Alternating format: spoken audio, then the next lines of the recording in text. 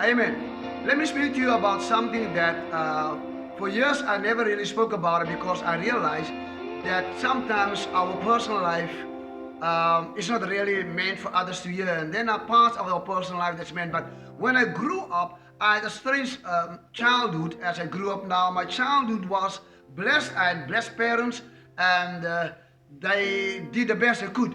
But as I grew up, my first 7 years to 8 years of being a child, from a baby stage to a toddler and a child, I grew up in a house where everything was fine.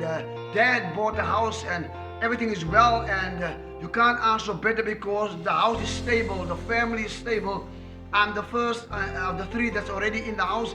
Baby has just been born, so things are going okay. And I remember one day I overheard my dad was talking to my mom, but he was crying.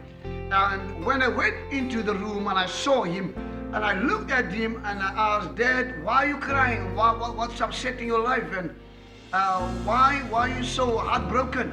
And he was crying, and then only now I realized, when I grew up, I started to realize the body gestures that I saw, the hand movement that I saw, the facial expressions I can recall. But at that stage, as a child, as somebody just walking in as the elders of his children, asking his dad, concerned as a boy, why he's crying, I realized when he was crying, he never noticed me coming into the room. And when he was crying, and I asked him the question, Dad, why are you crying? He immediately reached out. When he looked at me with his eyes, he reached out to his side of his cheek, or his face to his cheek, and then he said, I've got this toothache, I've got this severe toothache, and I don't know how to do, this pain is unbearable.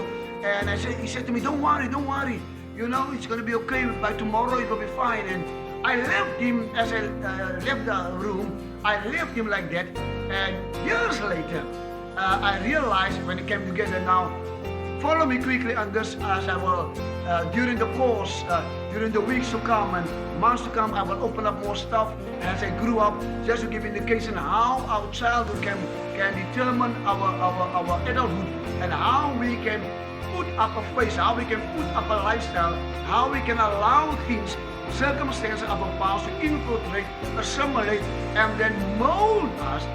And then we adopt a certain lifestyle, a certain personality, and that makes us who we are, but in essence, it's not who we are.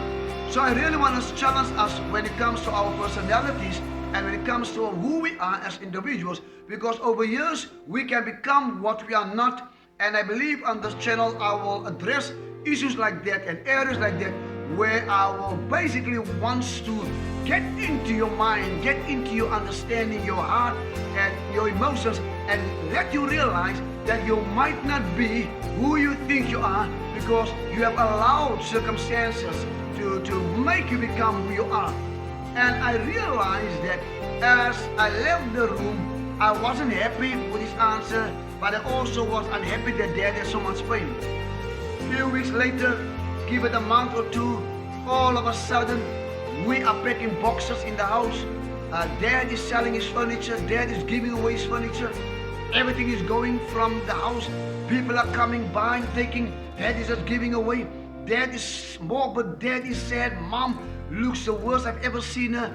And Mom is crying, but she's giving. And I would realize that Dad is about to lose, or has lost, his house. And I can tell you now that it took him for years to make peace, and I will speak as time goes on the process, how God took him, and how God took me, and how God took my siblings, how God took us as a family, and how God eventually had to come in and to restore a family that was already being disturbed by the factors that was at hand, and the facts that we were facing, and what we were going through as a family.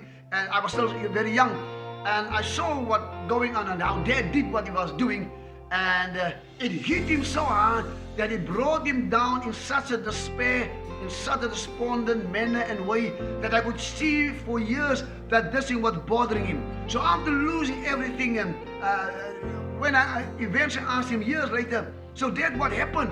He says, you see, when you love your friends more than you love your God and love your family, when you love for money and finance and riches more than you love your God and you love your family, you're bound to be the most unhappiest people and person in life.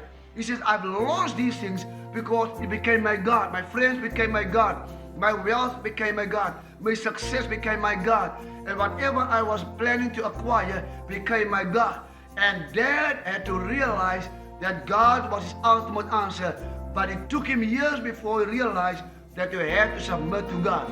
This time around, I'm so grateful to know that he eventually submitted to God. But even that I will discuss, even that I will talk to you. Because what I'm actually doing is I'm taking you through my own personal life, my own experience, and how God brought me to where I am today. A lot of people don't understand who I am, why I am the way I am. But the process, how I grew up. And I'm sure that there are people out there who have worse circumstances, more difficult circumstances, more areas of their life they don't even want to talk about. This I talk, this I can even address and speak about because I know it's going to help somebody. I will talk again more about my life, more about my experience and how I entered eventually into ministry and how and why I became the way I became and ultimately became the vessel in the hands of God. See you the next time. Blessing upon blessing.